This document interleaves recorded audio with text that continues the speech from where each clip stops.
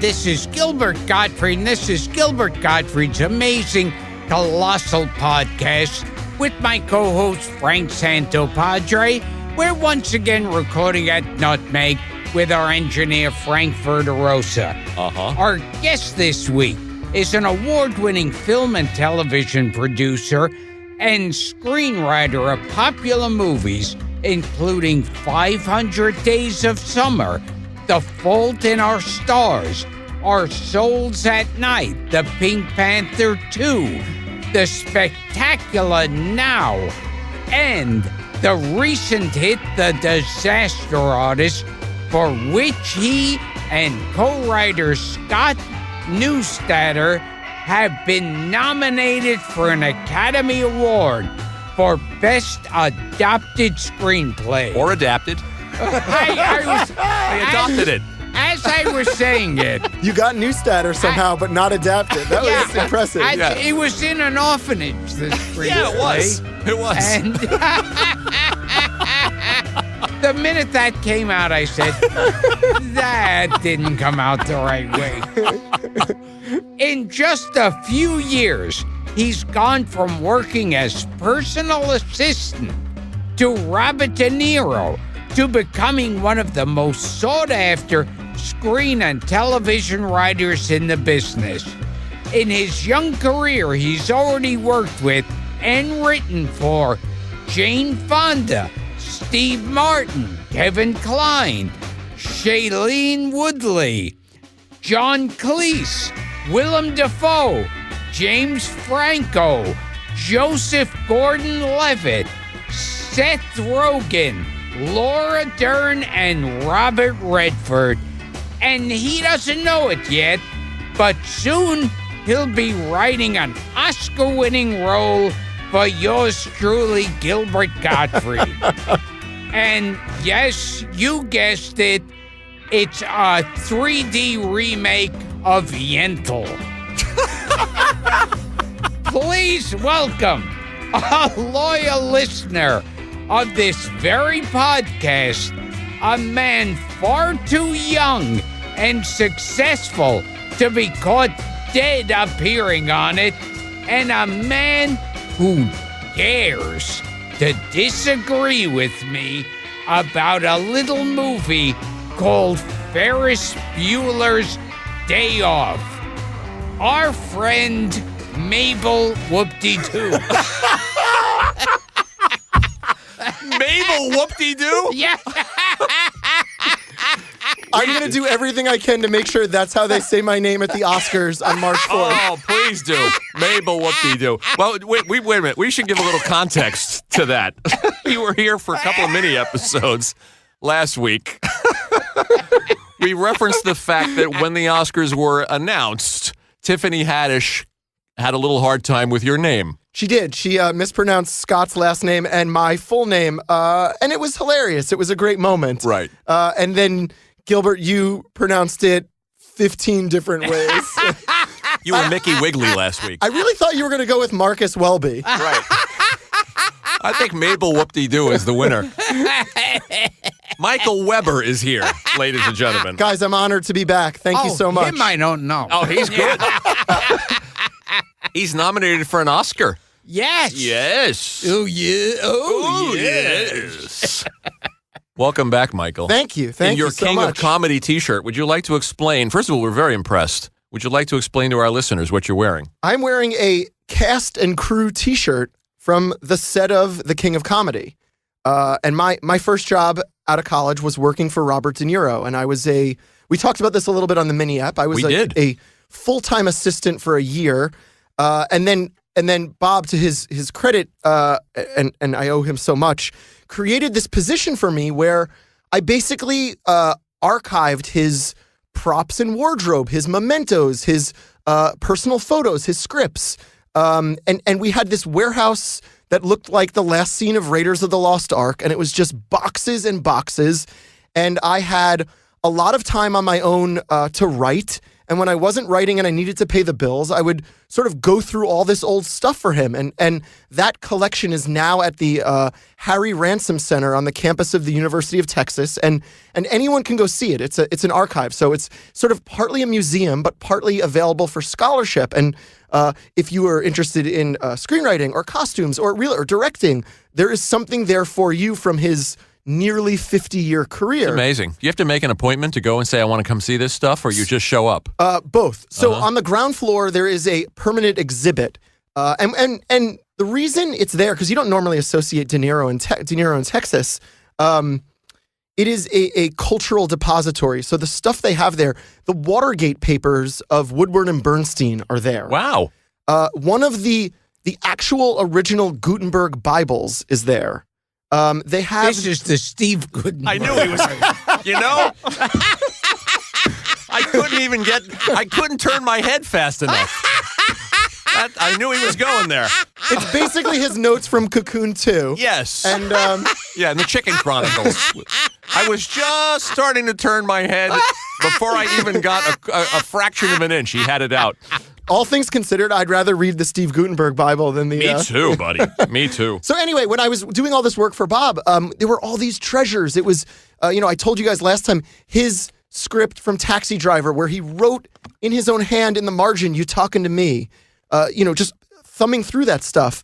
And one of the things was a box full of cast and crew shirts from the set of King of Comedy. Which you are wearing. And I showed it to Bob because, he would pop in every once in a while because I'd have photos I couldn't identify or just weird mementos. And I'd be like, what is this from? And the amazing thing is Bob's recall was incredible. I'd show him a hat and I would say, what, do you remember what this is from? And he'd look at it and go, I'm pretty sure that's Guilty by Suspicion. And I'd pop the DVD in, fast forward, and what do you know? He's wearing the hat. He's wearing the hat. Jeez. So he gave me this T-shirt, and I thought, in honor of you guys and the podcast, I would wear it tonight, and hopefully we can take a picture and put it online. We'll take a picture and put that up for our fans. What's interesting about that is that font appears nowhere in the publicity for the film. Which happens all the time, by the way, on movies. It's not on the poster They or adopt anything. something ahead of time, and then when the marketing department gets their hand on a movie, they decide, okay, here's what everything's going to look like later on. But the font, and oddly, like you can tell from the year it was made, it's like off-center a little. It's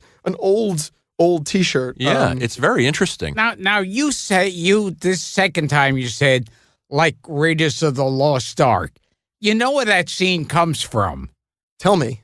That long row of boxes Citizen Kane. Yeah, Greg Toland. Oh, right, of course. Yeah. Right. And then it's at an the homage. end, you see the sled being thrown in the fire. Yeah. That's probably a better comparison for the De Niro archive because it was really his whole life was in that room. I mean, it was everything he's ever done. Does he have any desire to go to Texas and look through it again? He's gone a bunch of times, actually. Oh, he has? Yeah. Okay. So he's gone back to do events with them. And I was 22 when I started working for him. I was an intern at 20 and 21, and I met my writing partner, Scott Neustadter, there, who was working for him reading scripts. When I was in my early 20s going through these boxes, it was, a portal into film history. And he really cared about it. The one mandate he said to me was, don't break up the collection. So I went to meet with people at NYU, and because space is limited in New York, and Bob has made dozens and dozens of, probably nearing 100 films now. I mean, maybe over. NYU said, listen, there's about 20 films we'd like the stuff from, but we don't have the space for all of it. And the one thing Bob kept saying to me is, look, I would love for it to be in New York, but don't break up the collection. I met with the Smithsonian, and I'm like 24, 25, and I'm meeting with the Smithsonian on behalf of De Niro. And the Smithsonian said, even we don't have the room because it's government, everything, the funds have to come from through the government and everything. They said we could probably only take about half of it. And the Ransom Center, there was an article in the New York Times about the Ransom Center at the time, and about that they had acquired the Selznick archive. Wow. So all of Selznick's, everything from his career was there. So I took a trip down there and met with them. And the thing about Texas, they have the space for all of it. So even now, I haven't worked for Bob for 10 years, but every film he makes, when they're done with the reshoots or anything else, or they know there's not going to be a sequel, everything goes down to Texas. So- Immediately goes into the collection. Yep. And they only wanted, NYU only wanted from Select Films, they only wanted, something from Taxi Driver, something Oddly, they nothing wanted from Jackknife. No, they wanted the second Analyze This. They wanted the third Meet the interesting. Parents. They wanted they wanted the 15 movies you could think of. So of it was, course. It's funny talking about De Niro, and people should listen to those mini episodes because there was so much information about them. And I just wrote this down, and we'll move on quickly past it. What an output in the 80s. Oh, yeah. I mean, listen to this. Raging Bull, True Confessions, The King of Comedy, Once Upon a Time in America, Brazil, The Mission, The Untouchables, and Midnight Run. In a decade. You have a favorite from that list? Yeah, I love Midnight Run. Yeah. I love The King of Comedy and Midnight Run. But they're all good. They're all really good. They're all terrific films. The Mission is really underrated. It's really not is. talked about enough. The Mission is great. It really is. Gilbert likes Bang the Drum Slowly. As Oh, long as yeah. we're talking Oh, about yeah. lesser-known De Niro performance. Yeah, I'm a fan of that one. Oh, it's great. Yeah, Yeah. Michael Moriarty, Vincent Gardenia, Marshall Efron? Might be Marshall Efron. Yeah.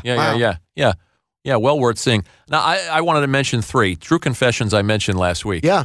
With Robert Duvall, where he plays a corrupt priest. Brazil, Incredible. Harry Tuttle.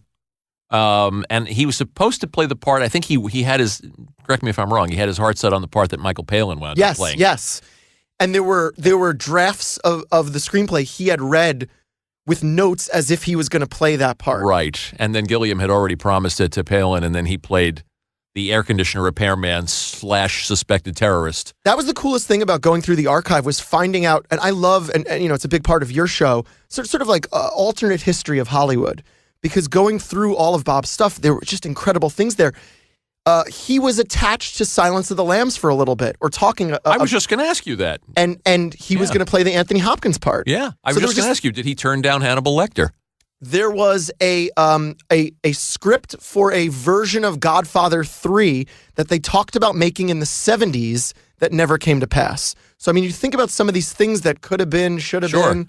Yeah. I heard that also that that Scorsese was kind of pursuing him to play the Jesus part in Last Temptation before Defoe. There were copies of the script I remember, but I don't remember. It was How so long interesting. ago. Yeah. The last one I want to mention is Mad Dog and Glory, which nobody talks about. You know that movie? Oh, with Bill Murray. Yeah, which is very strange because it's Robert De Niro playing strongly against type. Yeah. As a he's coward. like Oh, a yeah. wimpy guy. Yeah, as a milquetoast. If I'm not talking out of turn here, I remember part of my job was going through, because there was a lot of correspondence of all the people he'd worked with, and there was a note from Bill Murray, basically saying, I can't quote it. This was I was looking at this note probably almost 14 years ago, but the note was basically saying, thank you for really teaching me how to be a professional on set. It was basically that he learned more about acting and how to be on a set and how to sort of conduct himself and tackle a role, but sort of the presence he needed to be. It was really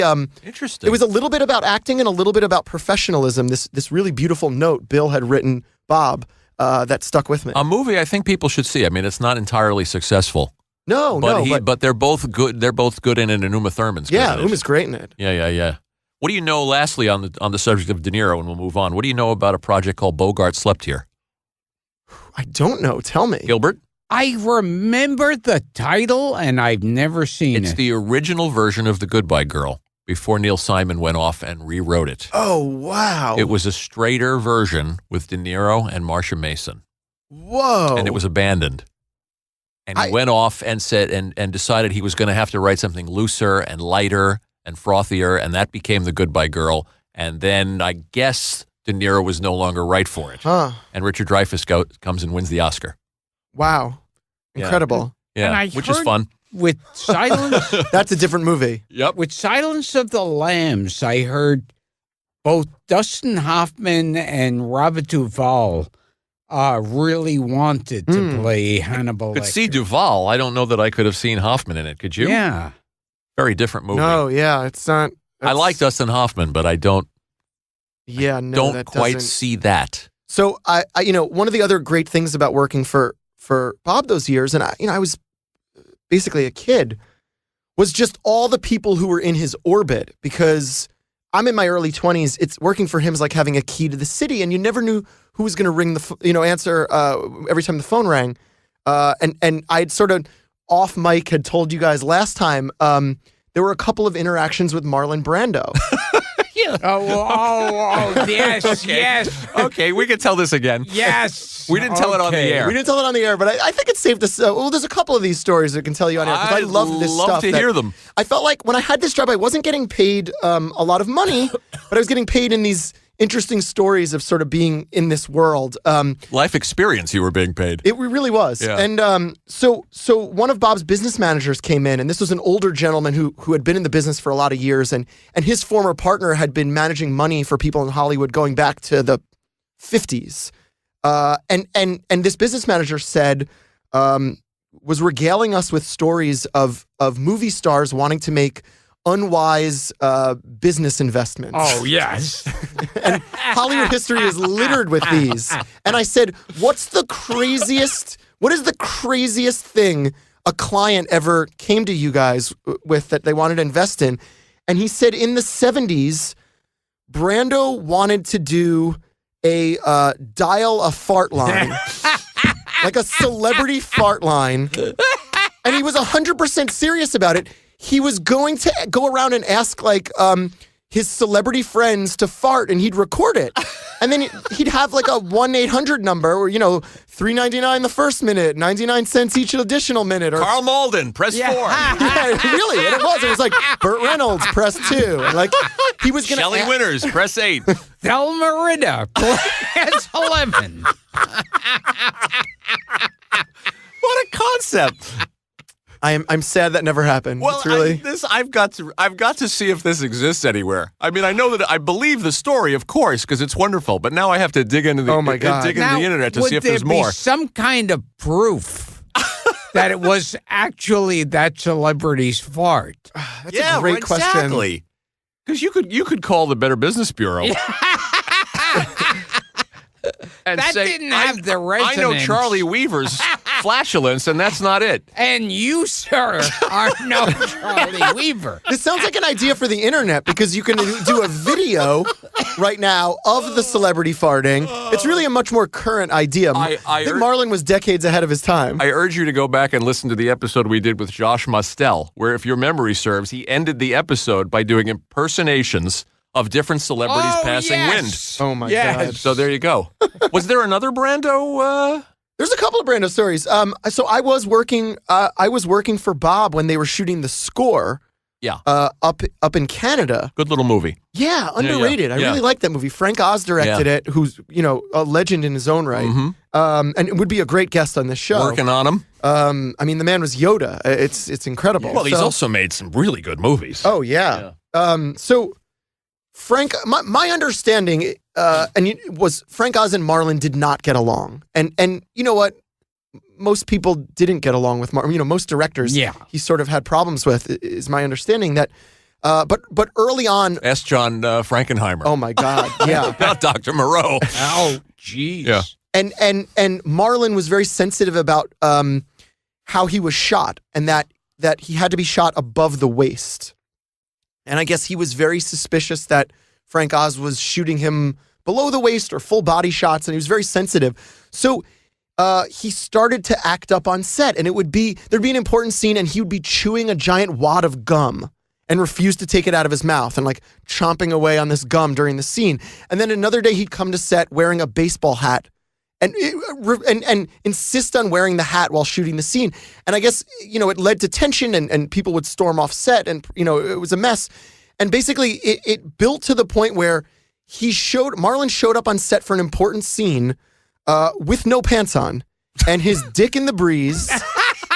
And it was the only way he could guarantee. Almost the alternate title of that film. Dick in the breeze. Dick in the breeze. It was the only way he could guarantee that he would be shot above the waist. And when I say it wasn't like 2 or 3 people on set, I mean he showed up on set ready to shoot with 20, 30 people there, his pants off. I love it. Just flapping in the wind. Gilbert, you've done that. Oh, all the time.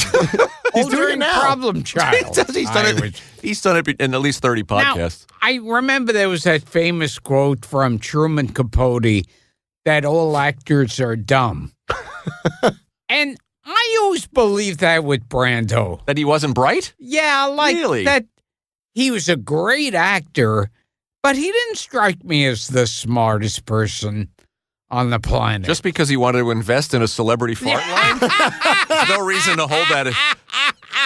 That might have been successful. I don't know. I think he was bright in his own way. Here's my last Brando story for Okay. you guys. And I'm then- enjoying all of That's it. all I've got. Absolutely.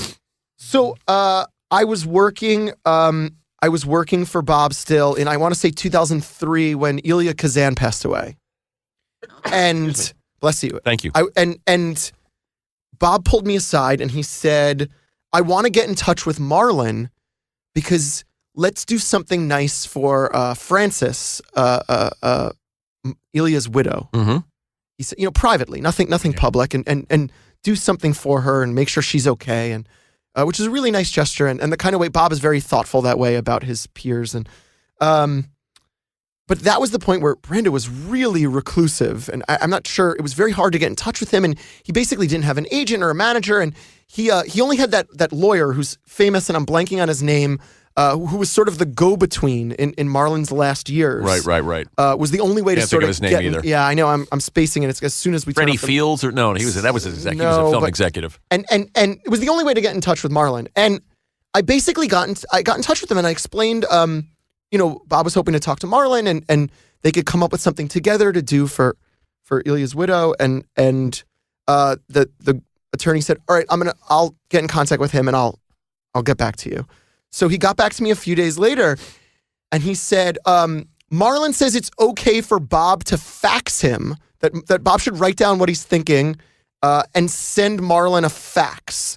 And he gave me the fax number. I said, okay, that's fairly reasonable. And he said, here's the thing. Marlon will, he's only going to read the fax if you put it to the attention of his cat. Oh, jeez. And, I love this stuff. And I said, excuse me? And he said, yeah, no, you just have to put the facts to the attention of his cat or he's not going to read it. And I went back to Bob, and I was so awkward to have to explain this. And Bob was peeved, let's just say, and was like, I'm not doing that. And Bob just went and did something nice on his own, but was like not playing Marlon's games that day. How bizarre. Yeah. Had to be faxed to his cat, and then he'd look at it. Yeah, there's a documentary about the making of Dr. Moreau. Oh, it's insane. That's insane. Have you seen this? No, I Oh, have I'm going to give it see to you on Yeah. DVD because there's just so much great Brando stuff in there that you can't believe. It is disaster artist-esque, and it's It like really is insanity. It really is. I mean, I remember there's nothing that makes sense in that movie. Nothing. Have you seen the movie itself? Yeah, of course. Yeah, Oh yeah. my God, it's Yeah, incomprehensible. It's a fever dream. And there's one part after Brando dies that Val Kilmer is sitting there doing a Marlon Brando imitation. Yeah, And it's I very thought- strange. Didn't Mini-Me come from that movie? Yes. Yeah. Somebody showed that to Mike Myers, and it led to work for Vern Troyer. And Brando came up with the ice bucket hat on his head Oh yeah, and Oh the my God. white Yeah. clown it's makeup. wonderful. Oh, it's Truly beyond wonderful. All right, before we jump in and want to talk about 500 Days of Summer. And one thing we spoke about last time is Drew Friedman was once lucky enough Oh yes, to see Brando leave an ice cream store, eating an ice cream and blasting off a loud fart. but it was a method fart. So would it have made the hotline? Would it have, like, did you have to pay? I don't know what the criteria was. Was like Marlon's fart a freebie to hook you in on the? Yeah. Maybe he was trying to sell Drew on the business idea. He was like, he wanted to bring Drew in as a partner. Indirectly. Yeah. Several people Didn't want to make a big pitch. started investing Right there on the spot. Thank you, Baskin Robbins. Now, Gilbert. Yes. Gilbert paid you a compliment that most guests are not paid. He watched your movie. Whoa. Yes. Usually I have to duct tape him to the Thank chair. you. Speaking of a king of comedy, I usually have to do a Sandra Bernhard, Jerry Lewis thing with the duct tape to get him to watch anything. He watched 500 Days of Summer. Oh, thank you so much. And you say that Zoe Deschanel was not a cunt. She was wonderful to work with. Yeah. That's what you came away with from that wonderful movie? That's right. Zoe was great. She used to bake cupcakes for us. She Wow. was terrific to work with. She's Okay. was super And her sweet. father made a So- great movie. Her and her mom, because you Yes, forget her her mom was mother an is- actress. her mother is an actress. Her mom was in The Right Stuff and played Correct. Ed Harris's wife. Yes. And she has a stutter, and she's embarrassed to go on TV, and she's brilliant. Talented and then, family. You know, if Zoe Deschanel called me and said, I'm coming over there to fuck you, I would have to ask her to wear her hair in bangs, wear the heavy eye makeup, and act very flighty. So that's a compliment. Yeah, because it's this whole You'll never work with Zoe again. character she created. Yeah. You know, I'll say to her credit, she had to create a character that exists entirely in the mind of the other character, because that entire movie is from Joseph Gordon-Levitt's point of view and Yes. his memory at that. And his memory has gaps. Yeah. So we always say anything not in that movie about Zoe's character is either because Tom, Joe's character, didn't know it or didn't remember it. So she had to find a character via him, which is not easy to do. Yeah, I had to sell Gilbert on this idea because Gilbert has. You remember the drive we took to New Jersey to Chiller, and you were ragging on rom-coms, Oh, on yes, how romantic yes, comedies yes. work. Yes. Yeah, and she's uptight, and she'll he's the uptight guy, and she'll teach him to loosen up. We were talking about bad formulas Yes. of romantic comedies. And wait, But before your- we get your to film- that, Joseph Gordon-Levitt is a Jew, isn't he? He is. Yeah, he okay. is. I don't know how much of a practicing Jew he is. I've never seen him at synagogue, but my understanding is Are he's you Jewish. sure? Yes. He and Paul Rudd. And Oh, you were just hanging out with Paul Rudd. Yes, You and yes. Dara. At that, Did you book him for the show? No. I know the answer. That benefit for stutterers he does every year. A bowl-a-thon kind of thing. And yeah, so he's a Jew. I didn't ask him to come on this show, even though he's been in like 150 different movies. Why would you advocate for your own podcast? I have a great random fact you guys are going to love. Okay. So our director of 500 Days of Summer, Mark Webb, Yep. who's great and would be a fun guest for you guys and is filled with all these great stories. His grandmother in Butte, Montana, gave Evel Knievel his nickname. That's fantastic trivia. Wow. Yep. So Mark, who hails, half his family hails from Montana and is still there. His grandmother basically coined Evil to, I don't even remember what Knievel's first name I don't was, even but- know what his real name is. I used to know. Robert I used to know. something? No. Now, Robert something. Evil Knievel, I heard, hated the Jews. My understanding is he had a lot of substances in him. He refused to jump over Jews. As a matter of fact, it was a very strange, daredevil-specific anti-Semitism. I know they wanted him to jump Mount Sinai, and he said that's no. correct. That is correct. Very good. See, you get a comedy writer in here. It helps. It only helps. But my point was that we were talking about how typical romantic comedies are and how formulaic they are.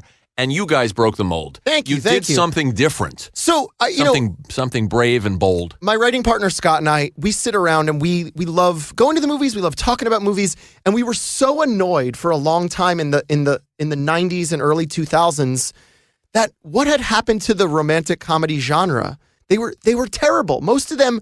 Oh, yeah. They Oh, were yeah. they were built around a trailer moments of these sort of wacky concepts or sort of they're on a date at the aquarium and he gets bit in the ass by a dolphin or like there's just shenanigans. Or someone's in a coma. Yeah, exactly. Or You fall in or love with he's their still relative. living at home and he has to keep a secret from her and all Oh, this just yes. Yeah, yeah. so stupid. Was that failure to launch? Probably. Yeah, with And we- McConaughey? Oy. And, Yeah. and we would sit around, and when we weren't talking about movies, we were talking about our own lives and our own relationships. And we kept noticing our relationship war stories were so much more interesting and relatable than what we were seeing up on the screen. Because for us, we grew up on Annie Hall and Say Anything and all these classics that Good for romantic us, comedies. Yeah. great romantic comedies. Harold and Maude. Harold and Maude, and when Right. Harry Met Sally, Right. these were our touchstones, and it felt like all of those movies came from a real place. And around that time, we kept talking about how we wanted to do this and talking we wanted to do this, and Scott broke up with this girl, and it was sort of a traumatic breakup, and that ended up being sort of, we channeled that relationship as the jumping off point for the movie. And it's nice that people responded to it, comparing it to some of those other classics, which is really sort of the nicest compliment to us, and because that's really where it came from. And then the funny thing was, because that script became a bit of a calling card for us, the only jobs we were sent for a couple of years were the worst romantic comedies. So it was almost like Hollywood didn't understand that what we had written was a response to that crap. Right, it was a genre buster. Right, and we were only being sent stuff like that. So it was kind of funny that of course, even within the industry, they didn't see what we were trying to do. Well, you did it well. Thanks. I think Jennifer Aniston said that most romantic comedies are about the scheme. Right. It's true. It's like, what's the obstacle? What's keeping them apart? And for us, it's always go to a real place. Usually it's one person doesn't feel the same way about the other. You know what? I'm not going anywhere till you tell me what's going on. Nothing's going on. We're just... What? We're just what? We're just... No, don't pull that with me. Don't even try to... This is not how you treat your friend. Kissing in the copy room, holding hands in IKEA, shower sex? Come on, friends my balls.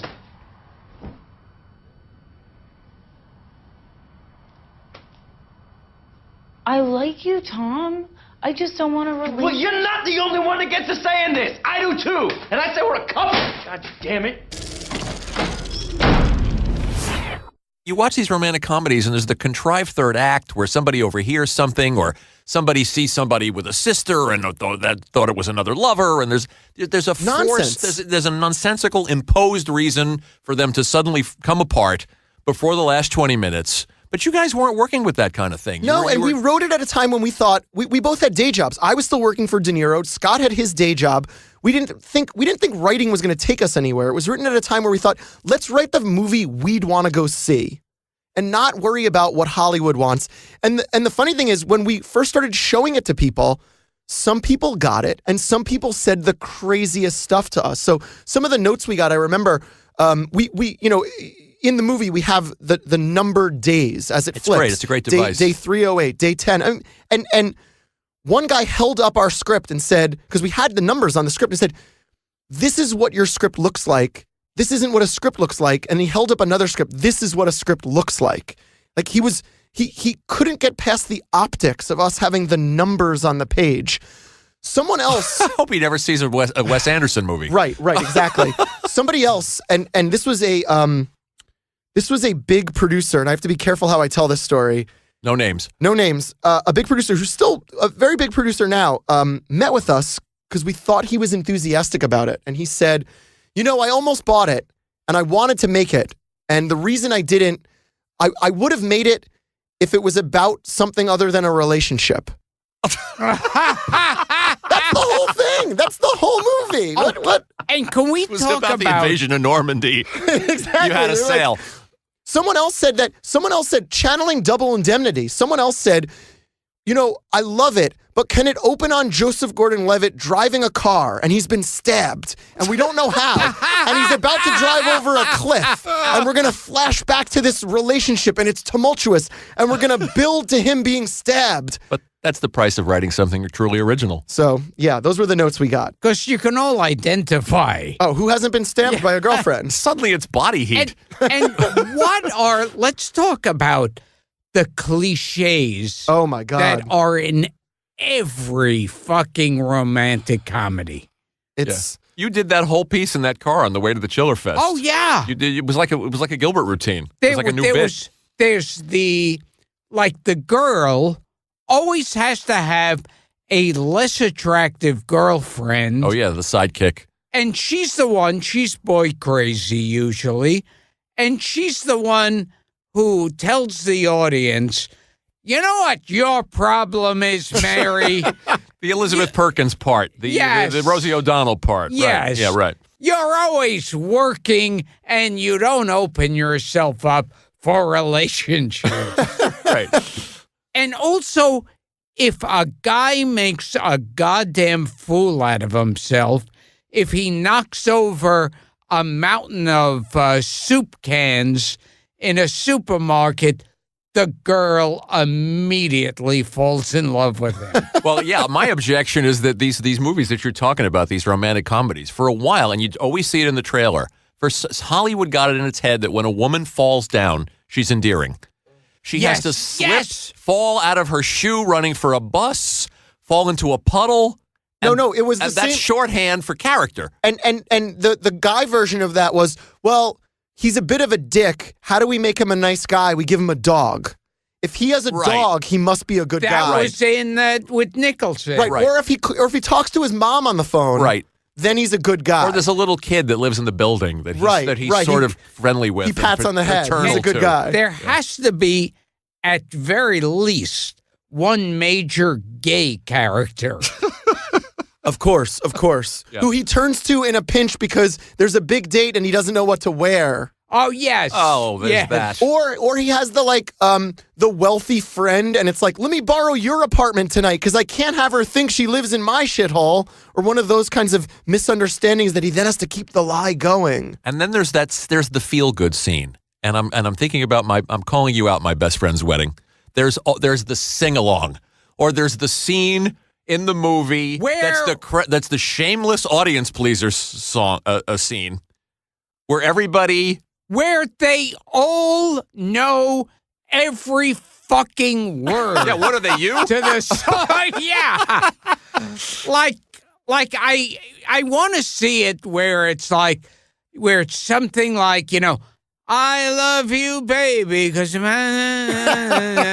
like in real life. Right, because the uncle played by M. Emmett Walsh wouldn't know the words. And they all sing beautifully. I mean, it's amazing how they should be a choir. Oh, and when girls start singing together, they all start holding up their hairbrushes or mixing spoons as an imaginary microphone. When they decided we're gonna band together and support each other, they break into a song and any kind of long object. Right. They also have to. The woman has to date the asshole first. You have to have the Bellamy. And he's the guy that's in the company that she's looking up to because her value system is out of whack, or she thinks she doesn't deserve better.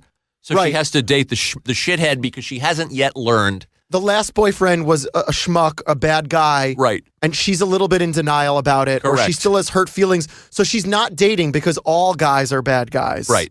But she hasn't learned that the best friend, that the guy that she hasn't seen, has the qualities where he can actually be a lover. Oh, God. But she hasn't seen his sexuality yet because he hasn't done that thing that he needs to do.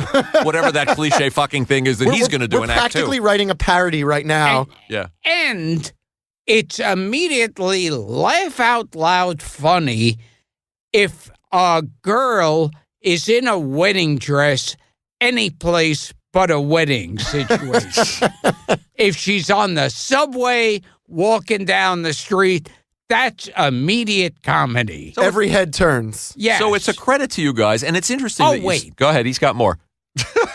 Interracial couples, it's okay for a white girl to go out with a black guy, but a white guy dating a black girl is bad because that means she's eventually has to split up with the white guy to go out with the black star of the movie. I'm trying to think of it. Which movie is that from? There's been a few. You know what I liked? One of the things I liked about the Spectacular Now, since he brings that up, is that who was the ex? The one that he's still the one that Brie Larson. Yes, that she's now involved with a black character. And nobody mentions it. We didn't. It's not. It's so casual. It's not even. Oh my God, she's having an interracial romance. The new boyfriend just happens to be a black dude. Yeah, it's not a thing. Really well handled. No, that's what to us. It's not a thing. Yeah.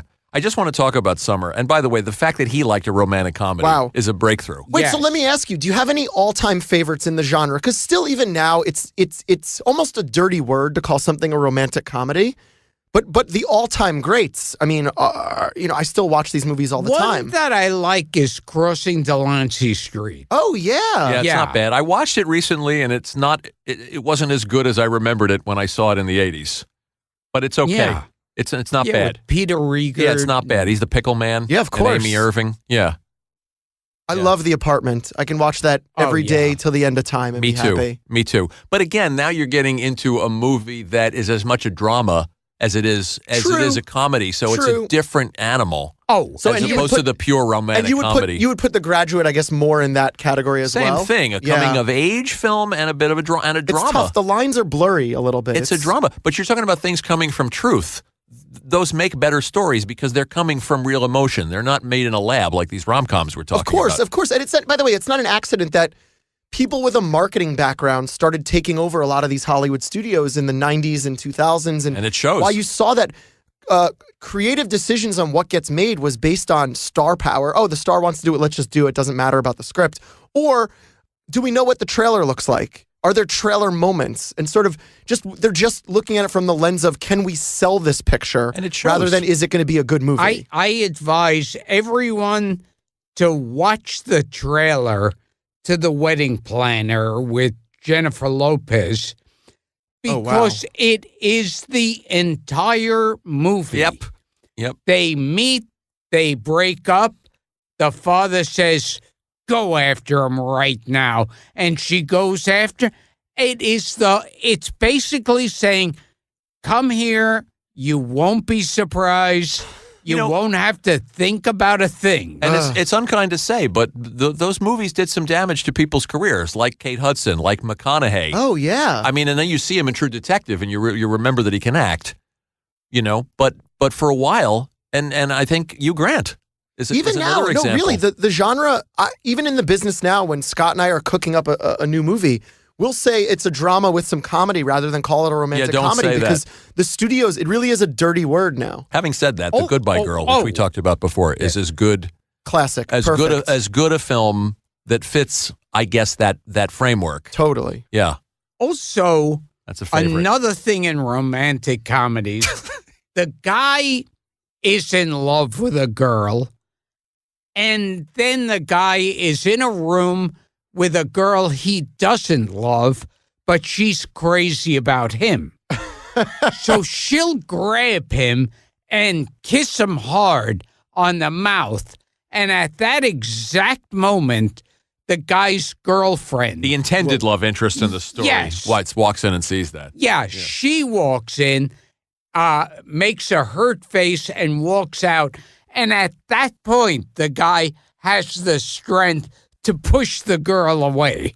But then it takes another half hour to repair that tiny mistake. And I hate the scene where they both get on opposite ends of a phone and they call the dial a fart line. Because that takes me right out of the movie. And when you hear the voice go, hello, this is Marlon Brando, and you've just called up dial a fart. It's a little like David Brenner. Now, also, let's see, there's that. Well, as you think of them, I'm going to move on. Okay. Would you call A New Leaf a I romantic wrote it down, buddy. Is that right there? Oh, nice. Sure is. And a good one. Yeah, very good one. A good one. Harold and Maude, I mentioned. The Apartment, Love in the Afternoon. Oh, yeah. Wilder. And I mentioned a movie to you last week, which I said, which I compared to 500 Days of Summer, and it's a compliment. Stanley Donen's Two for the Road. Oh, thank you. I love that movie. But that movie, that's more dramatic to me. It's more dramatic. There's not a lot of comedy. I mean, there's some A little moments comedy. of comedy. They call it a comedy drama. It's charming. Yeah. But not a lot of comedy. But thank you, because I love that movie. Here's four modern day ones I love. go. Amelie. Oh, yeah. Oh, here's what I was thinking. Uh-oh. There's in the middle of the scheme where a guy is totally tricking a girl and screwing her over or whatever. She finds out about it. And she's not angry about the scheme against her, just that he wasn't honest. And it triggers the old feelings Yes. that she always dates an asshole, so why go out there and try again? Exactly. Because she's only going to leave herself exposed. But then that's why the next day at work, at her job, probably at a magazine or an advertising agency, Yes. Probably. the coworker friend is like, or I told a you. catering company. Or the catering. company. The coworker friend is saying, I told you. They're all like that. Yeah. 27 dresses. Oh, yeah. As bad as it gets in that formula. Yeah. Okay, here's a couple of more good ones. About a Boy. Love that movie. Me Yep. too. Me too. High Fidelity. I know I'm stretching the genre a little bit. And your hero, Cameron Crowe, Jerry Maguire. Oh, Jerry Maguire is Pretty perfect movie. really, really terrific. Yeah, it really is. What do you and guys Cruise think? will never, ever do anything better than that in his entire it's, career. Oh, God. Because it's just perfect. It was the right role at the right time. And Renee Zellweger also. I mean, the whole, Wonderful. that kid, everyone is at their apex. It's Wonderful movie. Yeah. Oh, the kid, a sports movie that's not a sports movie, too. Correct. Correct. the kid in Jerry Maguire is a Jew. Haley Joel Osment? No, No, that's the the kid other from kid. Sixth Sense. I got it wrong. It's the It's the dogs and bees Jonathan smell fear. Lipnicki. Yes. See? But is Haley Joel Osment a Jew? He could be.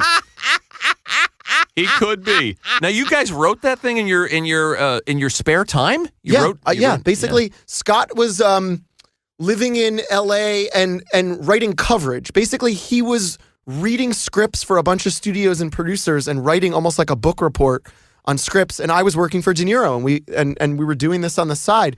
Wait, I have a couple more deeper cuts for you. Go. The Knack and How to Get It. Richard Lester. Yes, Yes, it's very good. yes. Very good. I haven't seen it in years. Yeah, Very good. It's uneven. Yeah. But there are a lot It's of things crude. great about it. Yeah. Yeah. Good. And then this is a deeper cut, and I saw it on TCM not Richard long Lester's ago. still with us, by the way. Really? Yes, he is. We Oh, got to wow. track him down. You have to get him on. I know. I think would he's a be recluse. Incredible. Yeah. Avanti.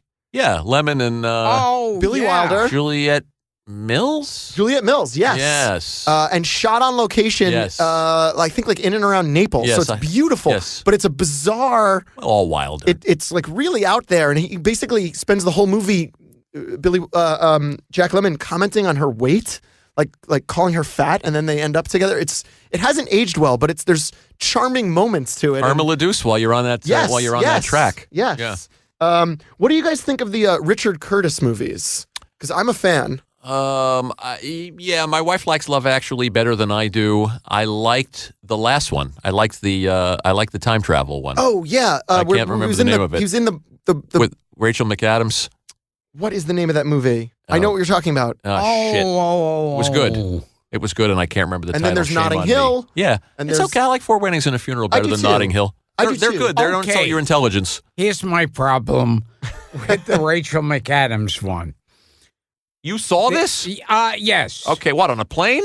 I guess so. I definitely didn't go to the theater and go, "Ooh, when does that movie start?" Wait, hold on. She didn't invite you to the premiere? Is it called About Time? yes, About It's a Time. good title. It's a good movie. With and I'm spacing on the actor's name, and he's great. Oh, and he was God. in Brooklyn, and he was in. Yeah. Help me He's out. terrific in everything. He was in Ex Machina. I can't think of his name. But I like the movie. Yeah. Go ahead, Okay, Gil. here's the problem I have there. Rachel, he does some game with her where every time she can't answer or won't answer a question, she takes off an article of clothes. So then she's left in her underwear and she's got her hands covering her breasts. Now, number one, I'm thinking, well, if he's watched her, if it's a girl he's going out with, and he's watched her just now take her bra off, who is she covering her breast from? And then it comes like the last question, she's supposed to take her underwear off, and she runs away from him, and she's covering her breast. Now, if he's trying to remove her underwear, wouldn't she be clutching her underwear rather than covering her? It's like these ways actresses find not to show their bodies. like how they'll. Can you blame them with leches like you watching yes. every frame? Yes. It's like when a girl gets out of a bathtub and she we've talked about wraps that. the towel You've heard our around movie her. cliches or episode. rolls over in the sheets. Yes, yes. There's the move of like rolling off the guy, Yeah. but somehow perfectly sort of rolling over, and then the sheets are covering everything. Yes. And when she gets up, it fits her like an evening gown. Gilbert, I've seen you get out of bed like that. with a bed sheet wrapped around your nipples. Well, we should. And the other thing is when a girl's getting out of bed and her clothes are right at the edge of the bed for her to pull on. That or the trying to put the jeans on and trips and falls. That's it. Yes. And then she's endearing. Yep, exactly. And then you gotta love her because she fell. Exactly. What was I gonna say? And okay, here's one more. I want to know what sexual position in real life this is. In movies, you'll see two pillows at the beginning of the scene, and you'll hear the orgasm, and then both fall back onto the pillows. Oh, yeah, that's a cliche side shot. by side. Yeah, that's in the trailer. That shot. So what sexual position, or do they have their genitals on their hips? They were levitating. Yeah, yes. Uri Geller. You know what it is? The rating system would be so harsh Of course. if they ever showed that position. Yes. It would be beyond. It would be NC 65. And you can't. No one can see this. You know, it's a fun topic, so I'm going to throw this out to our listeners, too, and they can put it on social media. Favorite bad cliches in romantic comedies. Gilbert just listed about 50 of them. And also favorite romantic comedies, best romantic comedies. Is Some I'd be Like It curious Hot to a hear from romantic you. comedy? Just a comedy, right? Sort of a comedy. It's a comedy It's with hard. The lines are blurry a little with some of these. because it's two characters, because it's not Right, because you don't right. think of it in traditional. It's a comedy with romance. Yeah. Yeah. So I'll tell you a funny, not to prompt your cards. Go ahead. When 500 Days of Summer was a sample script that our agent was sending around, we still, no one wanted it initially. It took a while for it to sell, and we couldn't get work. Everyone liked it, and you do sort of the bottled water tour of LA. We were going around and just having these sort of meetings where they're handing you a bottle of water. I've been on those meetings. They talk to you for 40 minutes. They tell you how great you are, but you don't get a job. You do 7 in a day, six or 7 in a day all sometimes. zipping around LA. Sure. So we were doing that, and we were having a hard time finding work. And it was our sample script at the time of 500 Days of Summer that led to us getting hired for Pink Panther 2. There you go. I'm glad you did. You jumped my cards, and that's I exactly jumped the where I was card, but going. While we were on the topic of before 500 Days was made, someone at the studio had read it, and we went in for a meeting, and they said, we need a writer for Pink Panther 2. And before we could even say anything, they sort of told us that Steve Martin's first Pink Panther had made a lot of money, but they weren't all that thrilled with how it had turned out quality-wise. And I love A Shot in the Dark. That is one of my all-time favorite movies. And one of the good sequels. One of the few exceptional sequels. phenomenal. Yeah. That scene, I literally cannot pick up a pool cue without starting to mimic that scene where Sellers is playing pool. I'm obsessed with that movie. So for me, when the studio is saying, we want you to do this, but the first Steve Martin one was just not very good. And our agent said to Scott and I, listen, you guys you should go after this. It's in the baby steps of a career. It's important to get hired for a movie that's definitely getting made, that it'll help sort of advance things for you. And the nice thing is the studio head was saying to us, we don't want what we did in the first movie. We don't need a diamond. We don't need a murder. We don't want a bunch of 60-something-year-old men running around. We're coming. I mean, Scott and I, we were in our 20s. They're like, you guys are young and cool. And they said to us, you're cheap. They were like, we want a young, cool, inexpensive writers to kind of take this in cool directions. So come up with something cool. We love what you did to romantic comedies in this sample script of yours. Do that for the Pink Panther. So Scott and I went off and we spent about a month cooking up a version of a Pink Panther movie for Steve Martin that we loved. And it was crazy. It was channeling some shot in the dark stuff. It had some meta moments. It was a little homage to Blake Edwards where you could. There was just, I mean, we poured our hearts into this, and it was going to be something really different, but also a throwback to the older ones. And we went in to meet with the studio, and we were really the only writers they were talking to about this. This was sort of ours to lose, and we'd followed everything they'd told us. And we got about 2 sentences into pitching this, and the person at the studio cut us off and said, I got to stop you guys. Where's the diamond? Where's the murder? What are you guys talking about? This is so weird. And we were like, but you said I don't understand. Like, what? This is not for Steve's fans. What are you doing? And we kind of walked out of there, and we're so new to the Hollywood business at the time. We're like, this is just not, forget this. Forget this thing. And our agent kind of talks sense to us, goes, look, just give them what they want. Just this is getting made. So come up with something that they would make. Like put your sort of studio hat on. And a meeting was set maybe another month later. And Scott and I were brainstorming, and we had nothing. And we were on the set of The Lot about 2 hours before. We were playing cards, which is sort of what Scott and I do before every big meeting. And we kept saying, we can't go in there. This is a pitch meeting. We can't go in there and go, we got nothing. I have. So, I mean, we're literally sitting there like, do we tell them we're sick? What do we do? And Scott, in a moment of genius, goes, well, what if we just say, we just have to come say something and we can bow out of this gracefully. I was like, okay, we'll just come up with something right now. We had 2 hours to go, under 2 hours. And Scott's like, well, what if just like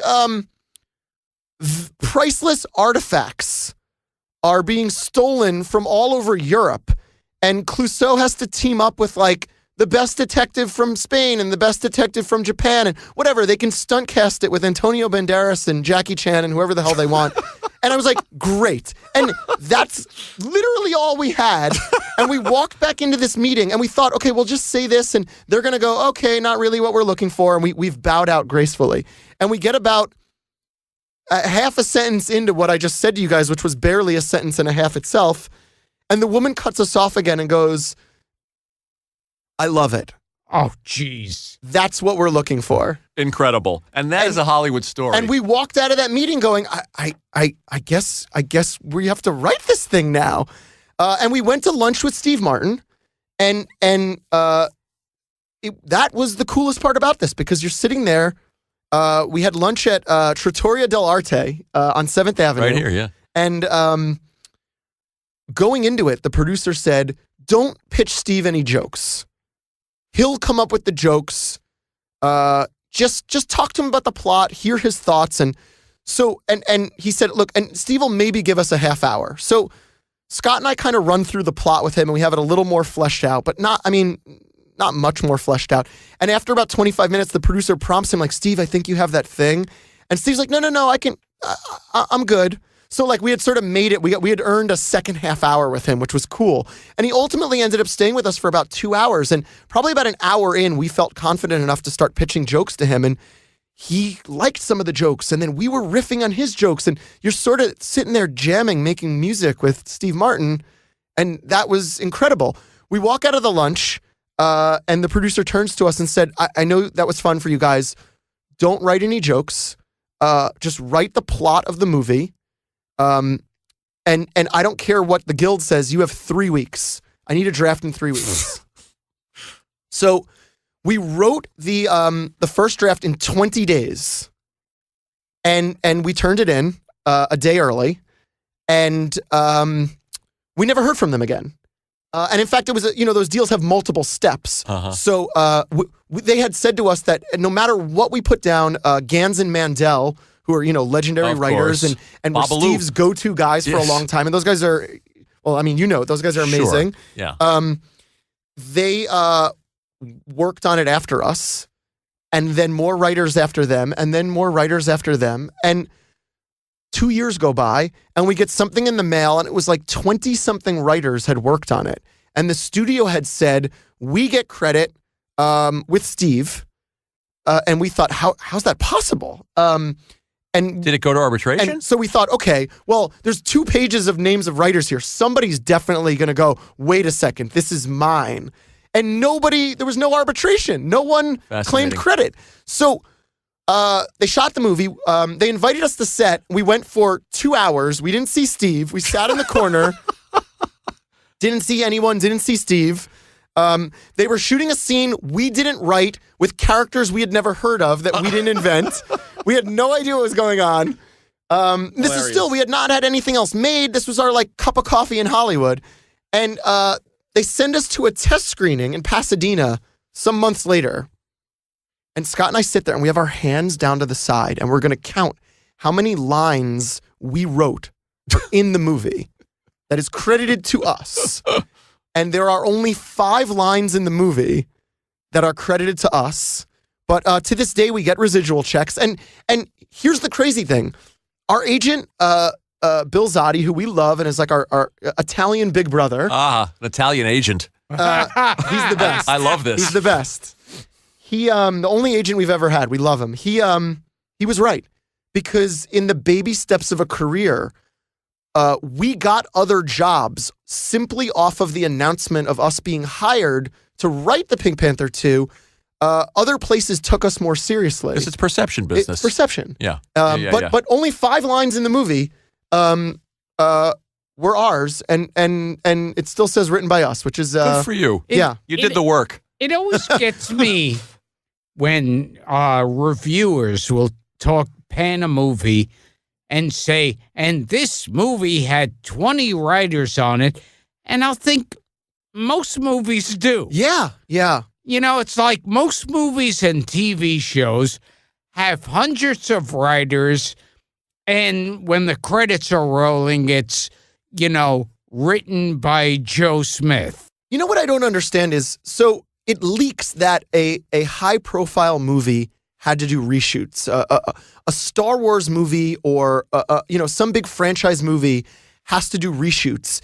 And it's like the sky is falling. Yes. The trades, the internet, everyone's like, it must be a piece of shit, all this and that. What I don't understand is they do reshoots on most movies. Of course, the press has to have something to write about. And movies a lot of movies turn out great that have reshoots.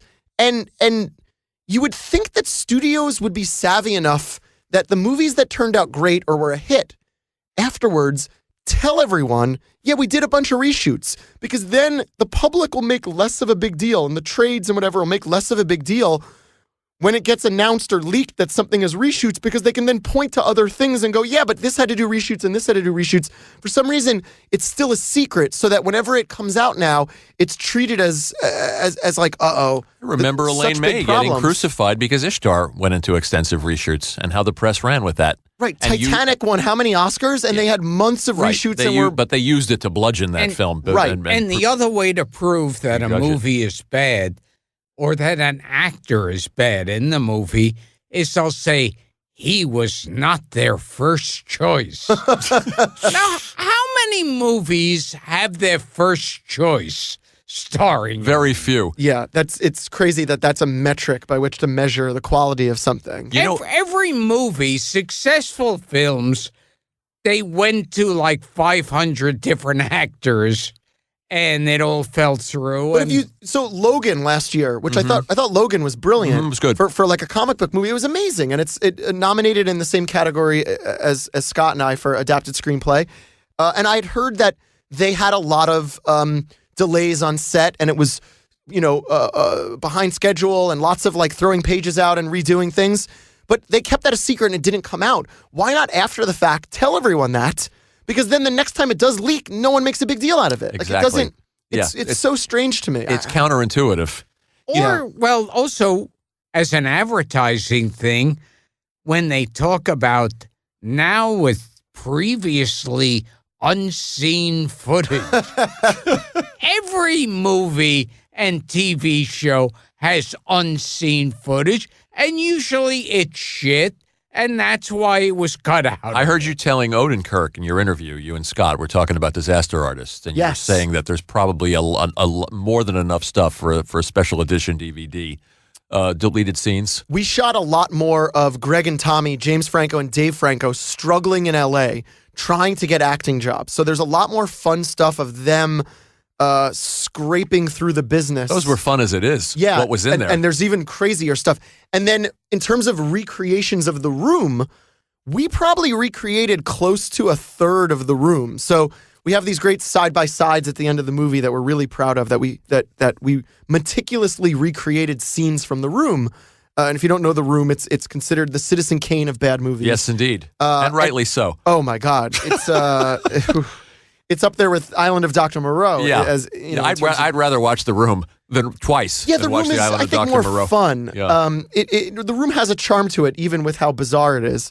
So we have these recreations at the end, these side-by-sides. We did probably about a half hour or so of that. So this will be a fun DVD eventually. You know, it's funny because I was thinking about it. We were talking last time you were here for the mini, and we were talking about movies about movies. It also falls into the Disaster Artist also falls into another subgenre, which is movies about crazy dreamers. Oh, yeah. Movies about crackpots, like Fitzcarraldo and the Mosquito Coast. Field of Dreams. And Field of Dreams and Tucker, the Man in His Dream. And Great. movies, you know what I'm talking about? Yeah. Movies about crazy people with a dream that usually ends poorly. Oh, yeah. Right. This one ended happily, successfully. And Scott and Scott and Larry. Scott Yeah, and Larry. Ed Wood would fall into that category. Yeah. And for sure. They were very fascinated by people who were dreamers, Yeah. who were not popular. Larry Flint movie. Yeah, yes. Yeah. They're fascinated by oddballs and Yeah. and misfits. I found this interesting. You said that Tommy, this is funny, that every time you guys met him, it was like a new introduction. He just didn't know who you were. Yeah, Tommy Wiseau. Because I have that problem with Gilbert. In fact, I did for the first 8 years. I've been trying to forget. Oh, my God. I swear the first 7 or 8 times we met, he had no idea who I was. And it was like a month apart each time. It wasn't Gilbert, what's your go-to move? Like when someone knows you and you don't remember them, do you do like a hey? Well, see, I know what he does. Oh, go ahead. You say, "Yeah, I know you. You're the guy in the purple shirt." Yes. Because I'm never sure.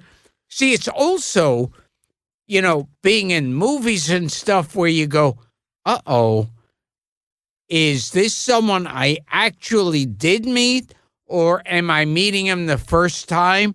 Because if it's the first time, I shouldn't be saying, hey, great seeing you again. It's like The Simpsons, where Mr. Burns has no idea who Homer is, even though he's met him 230 times. That was me and Gilbert. that. It always happens with me that someone who we know will come up to me on the street and talk to me and then say to Dara afterwards, oh, I ran into Gilbert. And she goes, did he know who you were? And they'll go, no fucking idea. There you go. See, I try to remember, but then right before you need to know, that split second, I have a moment of doubt but wait, what if that's not their name? Or what if I don't? Yes. And then I just kind of shut down and I don't know what to say. There's a lot of Tommy Wiseau in you.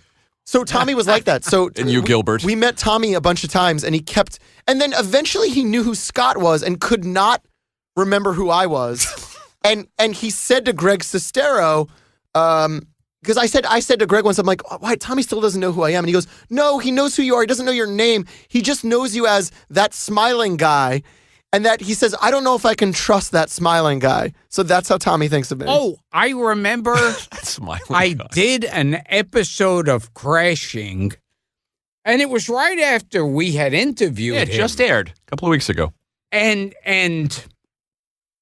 on the set, some guy comes up to me and says, oh, really, really, thanks for doing it. I really appreciate it. And I was just giving him a look like, who the fuck is this? And he points to himself and he goes, Judd Apatow. My brother-in-law is the set dresser on that show, on Crashing. And I said, go find Gilbert and tell him who you are. And he called me the next day and says, are you sure Gilbert knows who you are?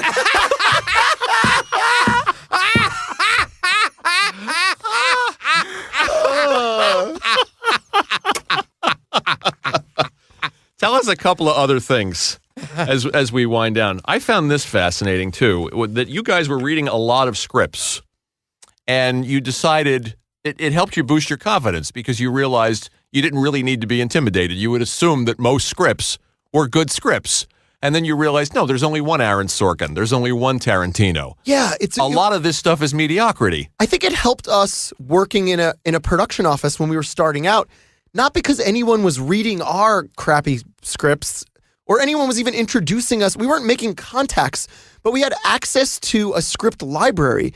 And you read the stuff that's circulating through Hollywood, and you go, wow, the bar for acceptable work is so much lower than you assume until you're in the pipeline and you read this stuff and you go, oh my God, this company paid how much for this script? This is terrible. I miss those days of reading those scripts and and getting that feeling. It was such a confidence boost to read all these terrible scripts coming in from, and a lot of them from like name writers that we thought, you know what, we can give this a shot because, I mean, what apparently passes for acceptable is a lot worse than we assumed. Let that be a lesson to young screenwriters. There were a bunch of scripts that I've read that, horribly bad.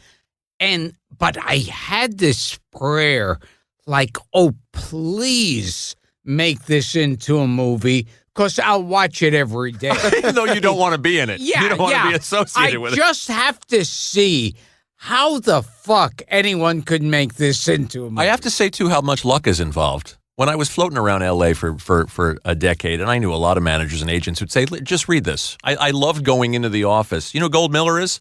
They're a management company. Oh, yeah, of course. Jimmy Miller. Another Gold. They used to be Dennis Miller's brother. Right. Are they now called something else? I feel like they. I had a friend there. He used to just give me scripts by the truckload. And the opposite is true. You really enjoy reading something that you discover that for whatever reason isn't being made, and you want to champion that thing. Hey, have you guys read this?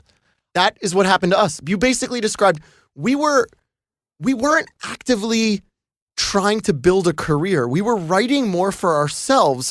And someone we had worked with at De Niro's company, unbeknownst to us, she liked the script for 500 Days of Summer, and she gave it to a friend of hers to read who had just gotten a job working for two young managers who were just starting out as managers, only a few years older than Scott and I.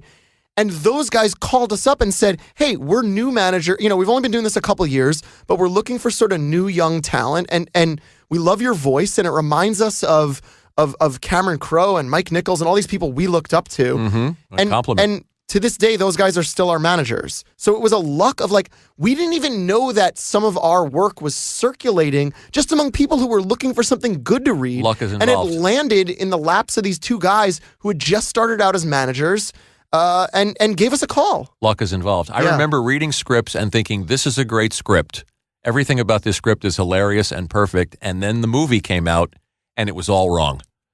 Yeah. Because... And I'll mention one script. There's a writer named Adam Resnick, who's a very, very funny guy. He wrote Death to Smoochie. Oh, yeah, of course. And a movie called Numbers. It was a movie, it was released as Lucky Numbers with Travolta. And I read, the script was called Numbers. They changed the... And that was like a really hot script. The script was fantastic. The script was, I read it on a cross-country train ride, laughing out loud at almost every page in the script. And when the movie came out, have you experienced this? When the movie came out, I thought, what the hell happened? Another script I read and loved was a script called Surviving Christmas. It was written by two Simpsons guys. And it was made with Ben Affleck and James Gandolfini. Right. And the movie missed by 1,000,000 miles. The script was funny. And you realize how much luck is involved in the process. What if this falls into the hands of the wrong studio? What if it gets developed to death? What if they throw more writers on it that kill it? So speaking of luck, before they went to Joseph Gordon-Levitt on 500 Days of Summer. Did you? Exactly. It was Friday night, so he wasn't answering his phone. And the powers that be had decided, you know what? We want to put Andy Samberg in 500 Days of Summer. And by the way, I love Andy Samberg. I think he's hilarious. Funny. I don't think he's right for 500 Days of Summer because it tipped to comedy with him. Yes. And we for us, it was more important that we landed the real pain of heartbreak of having an actor in that who's not a comedian. And I think the movie would have turned out very differently. And they were considering Andy Samberg and I guess talking to some of his people and all that. And then he had that movie come out that was about the sort of the not the dune buggies or whatever that car racing movie he made with the go-karts. Or I can't remember the name of it. Oh God, what was the name of it? And the movie didn't do well. And immediately they were off of him. More luck. Sort of more luck and if that movie had done well, and I can't even remember the name of it, he would have been in it, and then obviously it would have been a very different film. I was reading numbers, and the whole time, and you're imagining an actor as you're reading the script, as you would if you read a book.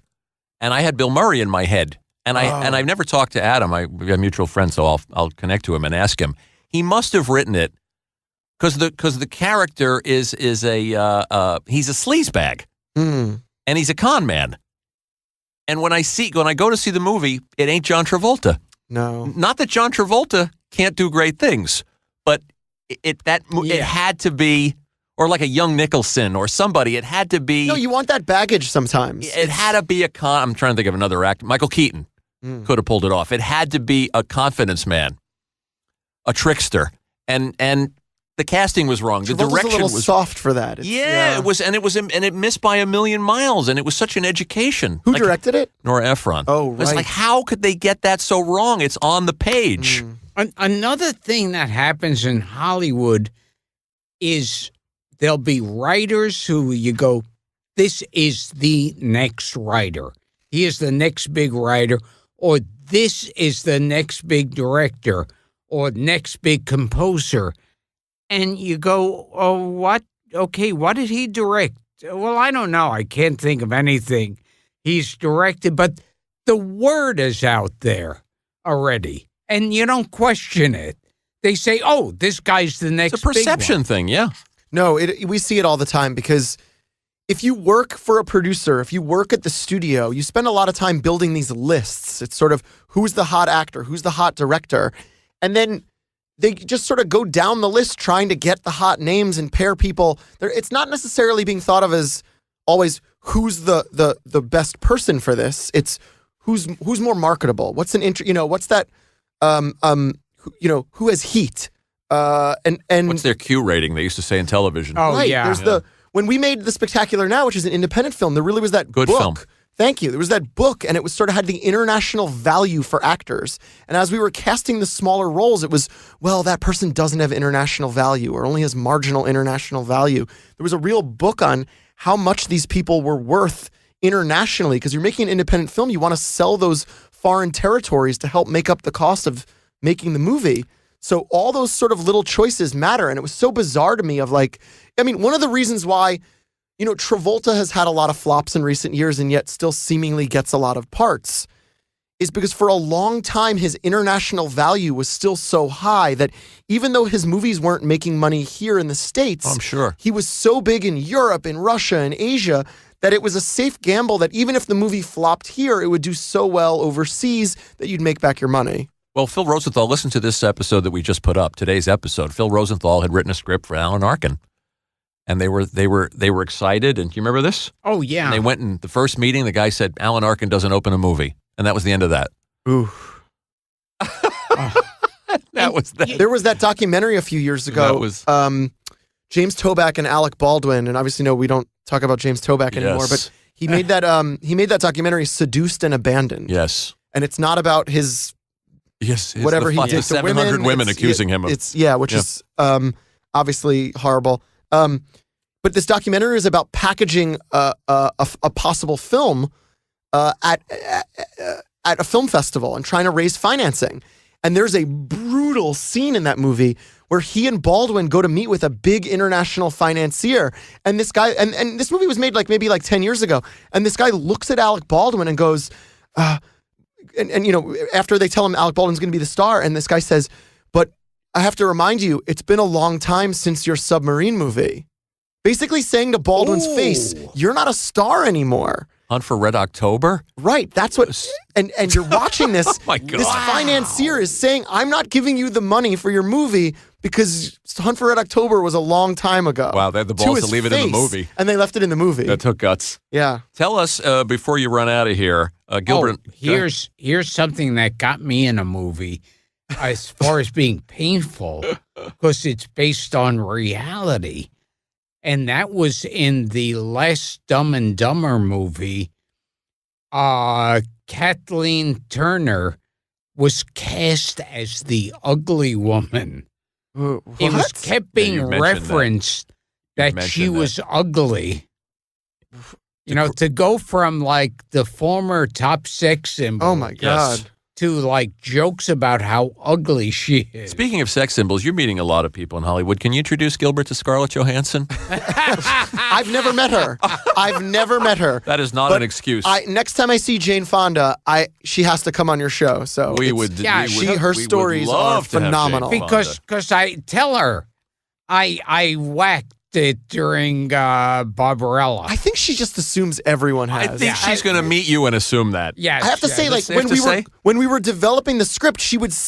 I remember more than once she wanted to explain how she wanted the motions of something going in the scene, and she would move her seat. She would get up and sit next to me or sit next to Scott and take our hand and put our hand on. Like she would act out the motion. You're like, Jane Fonda's sitting on my lap right now. What's going on? This is unbelievable. Do you think Jane Fonda, if we met, she'd at least give me a handy? You know, 50-50. How much did you like Barbarella? And on Golden Pond? Last questions. Because I just want to know this. Would you guys, a lot of writers want to take control of their own material. I'm sure you've been asked this question. Would you guys ever consider going behind the camera? I don't think so. We've been so lucky to work with directors who've made our work better. Also, I have to say, just as someone who sees a lot of movies, and I'm sure you see this, a writer has written a few good movies and then tries their hand at directing, and the movie isn't bad. It's just okay. Yeah. And you go, I wonder if what was missing was that collaboration of the director questioning some choices that's insightful. and forcing the writer to just make the choices a little bit stronger, tighten the screws a little bit. We see that. A good director makes us justify our choices, and then the whole thing gets better. So I don't know. I like working with people who collaborate with us and make it all better. Yeah. So It's interesting that the Wilder Brooks films are so much better than anything Gene Wilder did on his own and anything Mel Brooks did on his own. Definitely. That there was some dynamic Yeah. there, possibly a tension of them disagreeing, compromising, something that made that work. I think Scott and our work is better because even Scott and I internally, the two of us have to agree. So when we don't see eye to eye on something, we'll talk it out and try to find a solution that makes both of us happy, which in turn makes the whole thing better. So Right. we like collaborating. I also say we just like to work. Maybe this is something we learned from our years working for De Niro, who, Bob gets crap for making a lot of movies and not all of them turn out as well as he probably hopes, but not all of the stuff we write turns out as well as we hope, but we like to work. And the he does interesting too. thing that we've learned is the best directors have this crazy laser focus where they work on one thing and it seems like it's just that thing for, it could be 2 or 3 years where you're just on this thing. And Scott and me especially, like I get restless creatively. I like to know that anything we're writing in 90 days, 100 days, I'm going to be working on something completely different. I don't know if I have the right muscle to just work on one thing for 2 years. I feel like you need a certain kind of focus that maybe is not my strong suit. So You never say never, but I don't see us directing anytime Interesting. soon. Yeah. Interesting. I love to write. I love writers. I don't know. It's just not. It's not the dream to have that much control. Gilbert, any plans to direct? Oh, yes, because that's always been my first love. We'll write it for you. And the 3D Yentl. All we can say is good luck at the Oscars. Thank you. We're going Thank to you. put this up. This has been a different kind of episode for us in the sense that we never have anybody in here under 70. No, I was saying this is maybe the first episode where you can't say we barely scratched the surface. It's Yeah. I'm not old enough. You guys, And you yet cut I have deep. more. Will you come back in 30 years? I will definitely come back in 30 years. Are you excited about And it? I assume, Gilbert, you'll remember me in 30 years. No. I didn't even get to that time I was in that prisoner of war camp with Sonny Fox. I have all these other stories that I haven't told yet. Okay, what's your favorite episode of the podcast? I think that's my favorite episode. Sonny That's Fox. that is the Sonny Fox episode How about is that? That one surprised the shit out of me. We'll take it. That's the episode, as I've recommended to the show to so many of my friends and peers, it's such a great jumping off point because you don't need to know Sonny's work to appreciate the stories, the names, what he went through, his career. And, the banter is great. It's really, there's a little bit of everything in that episode. I love Mario. Yes. Mario we love him too. So every time he's on, I just smile because he just sort of is his energy and he's a force of nature. When you guys start singing and it's great. He turns this into an entirely other show. He takes it to a different place. I bet I feel like it was hinted at, but not. He didn't offer his opinion. I bet Mario agrees with me and loves Ferris Bueller's Day Off. Oh no, that movie. Okay, go sucks. ahead. 2 minutes. Fuck that movie. and Matthew Broderick, if you're listening, fuck that movie. No, Matthew Broderick, if you're listening, Was in that chair. You're my hero. That movie is great. What makes you think he's listening? There's no way he's listening. If ever there was a chance, He's got a better he was chance of gonna listening be to Dial a Fart. listening, It was after being on here. Wait, so what's wrong with it? You don't like the character? I think the guy's a fucking dick, and I wanted him to get his ass kicked. But he was nice to everyone. He had friends in every he was a piece of shit. The guy was a piece of shit. Everybody around him had to be a total asshole to fall for what he was pulling. Future episodes. So wait, is it safe to say you watched that movie and rooted for Principal Rooney? Yes. Yes, I did. That's what a bastard he is. When you look at it, Principal Rooney, what is he doing that's so bad?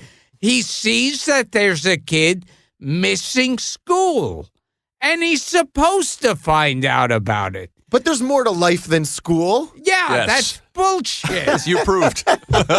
Future episode, you guys can go toe-to-toe on this one. Good luck on March 4th, buddy. Thank you so much. You excited? I'm going to now wear my my orange slice pin, my orange wedge. We gave him an orange I'm going to wear my orange wedge. I'm going to wear an orange wedge to the Oscars in tribute. Oh, And you'll wear a little Cesar Romero I mustache. just got a chubby. Thank you, Michael. Good luck. Thank you so much. Good Thanks, luck, guys. pal. This was a blast. I'm Gilbert Gottfried. This has been Gilbert Gottfried's amazing Colossal podcast with my co-host Frank Santopadre. And we've been talking to Marco Wibbles Wobble, but they don't fall down. Also, you almost became Mark Webb would also work. Yeah. Oh, my God. Michael Weber, thank you, pal. Thank you so much, guys. What I want.